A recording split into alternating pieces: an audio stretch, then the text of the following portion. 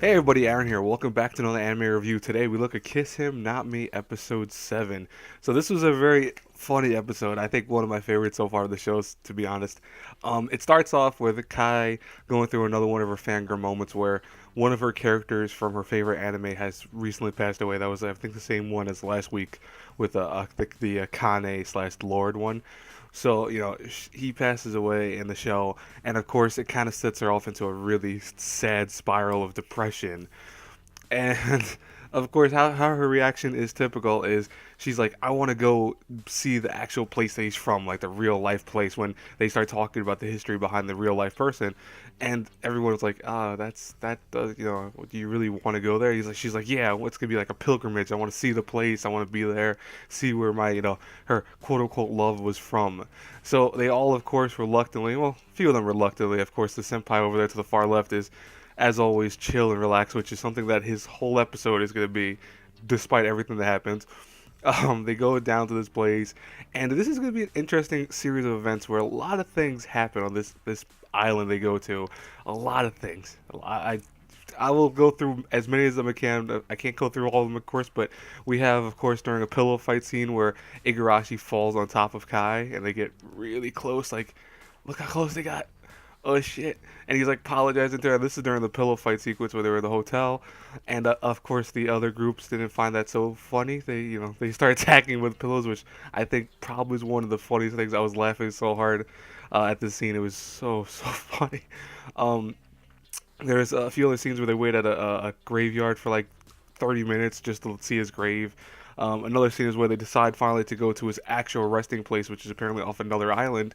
And on these little like duck boats that they try to ride over there, they actually hold hands, and then they get attacked by the other group of people as a joke.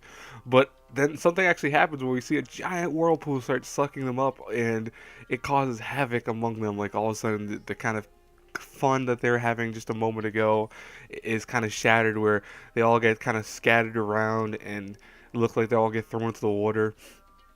What's gonna happen to our group of travelers? What's gonna happen to our characters? Is this the end for them? No, of course not.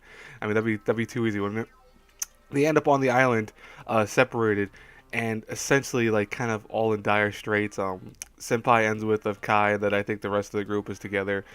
This is where a lot of weird shit happens. Like some of the weirdest stuff I think this show has thrown at us, but I can't go into that detail right away. But as the person I was watching this with said, it reminded her of my yoga or the Lost Village, and I kind of was like, you know what?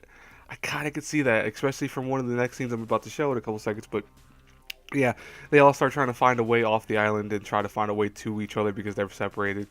And like this scene right here where they're trying to mark the territories to figure out where they're going number wise, that is straight from Lost Village because they did the same thing. I mean, they've done it in other shows before, obviously, but in recent terms of anime at least, where they end up walking around in circles even though they mark the little spots and all that, that definitely goes to Lost Village. So I was like, oh, that's so funny. That's kind of terrifying too. But then some weird things happen where our four members over here they get found by a strange old man, and Kai collapses and apparently suffering from a fever. So Senpai comes in, saves the day by stripping her down and giving her body heat, which was a very interesting moment. I love when she wakes up. She goes, I feel like I was awake and I was being hugged by a giant cat. And he's like, yeah, that's sure that's what happened because she doesn't know that he stripped her down of like almost nothing and was holding her the whole time to make sure her body heat would rise. I mean, he did it. Senpai's cool. He did it in a very nice way. He closed his eyes. He wasn't looking at anything when he was putting her clothes back on and off and all that. So props to him. He's a cool guy. Then suddenly, ghost attack. Yeah, ghosts. Yeah, I'm not kidding. Like this went very south, right? The old man that was in the that saved the other four turns out to be a demon, and meanwhile Kai and Senpai, as they're recovering, get attacked by these several like orb-like spirits. Yeah, that was a thing. Like I'm still reeling a little bit, thinking like, why? Okay, sure, why not? So they all are trying to fight off the ghost and try to figure out, oh my god, what's going on? What are they gonna do? Um, Oh, I just remembered one scene too. I'll try to talk about it in a second. But anyways, with the ghost, they end up running into the actual ghost of the person that she cares about, the one that from the anime, and during this sequence, they get attacked by his sword and all of his magical abilities. They start fighting him off with protective charms and all this other stuff. It's really super anime.